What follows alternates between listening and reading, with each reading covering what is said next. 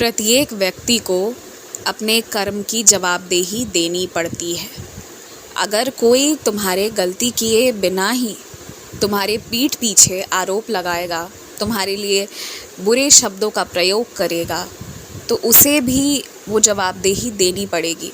तुम्हें उग्र होने की या गुस्साने की ज़रूरत नहीं है। अभी तक ऐसा कुछ नहीं हुआ है ना।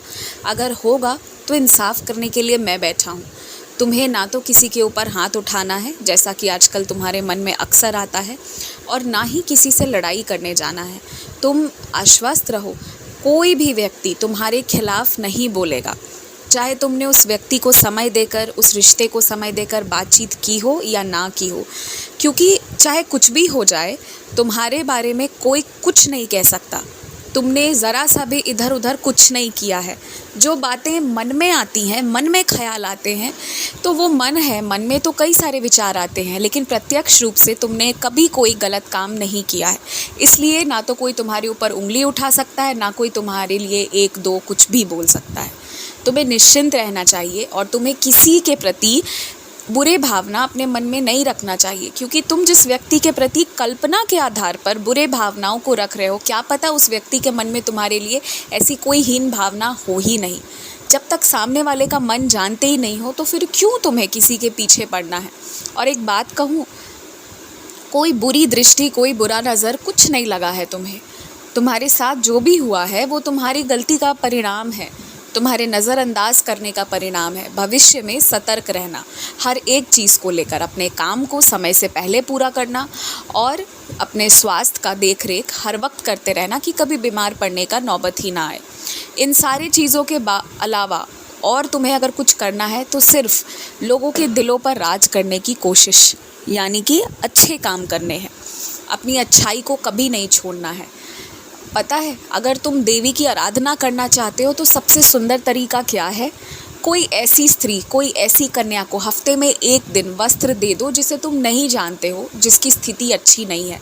सड़क किनारे बैठी हुई महिलाएं मिलती हैं ना तुम्हें, तुम उन्हें एक साड़ी ही दे दो जिससे कि वो अपना तन ढक सके। अगर उनका तन ढक रहा है तो समझ लो स्वयं साक्षात नारायणी ने तुम्हारे उपहार को स्वीकार कर लिया।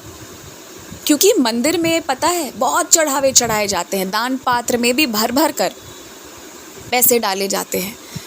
तो तुम्हें मंदिरों में और कुछ अलग से ज़्यादा करने की ज़रूरत नहीं है, लेकिन उसी मंदिर के बाहर जो भिक्षा मांगते रहते हैं, जो भूखे रहते हैं ना, उनकी सेवा करो। लेकिन हाँ, अपने सेवा के हद को भी जानते हुए करना, उतना ही तक करना जितनी चीज़ें आवश्यक हो। आवश्यकता तक ही किसी को कुछ भी देना, उसके बाद औरों को सेवा देना। और एक बात कहूँ तुमसे, तुम्हें अगर जिस वाहन का प्रयोग करते हो, अगर उसमें, उसकी चाबी में, किसी भी चीज़ में ज़रा भी खराबी लगे ना, तो इंतज़ार मत करो पूरा ख़राब होने का, क्योंकि ये वाहन ऐसी चीज़ है जो जान पर बात आ सकती है। जब भी लगे कि कोई भी खराबी आ रही है, कुछ भी दिक्कत आ रहा है, तब के तब तुरंत के तुरंत जाओ और तुरंत के तुरंत दिखवाओ और चीज़ों को ठीक करवाओ। बहुत ज़रूरी है ये सब कुछ। ये सब छोटी छोटी चीज़ें हैं, लेकिन अगर इसे नज़रअंदाज करोगे ना तो अचानक से किसी दिन दिक्कत हो सकती है।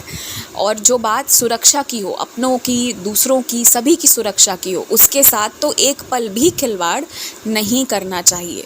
और एक बात सुन लो, जब मैं भंडारा करवाऊंगा तुम्हारे माध्यम से, तो इंतज़ाम करने की भी जिम्मेदारी मेरी होगी। कितने लोग आएंगे और कितना खाना बनेगा सब मैं देख लूँगा, तुम चिंता मत करो। तुम्हें बस जितनी राशि बोली जाए उतनी राशि जमा कर देना। खुश रहो।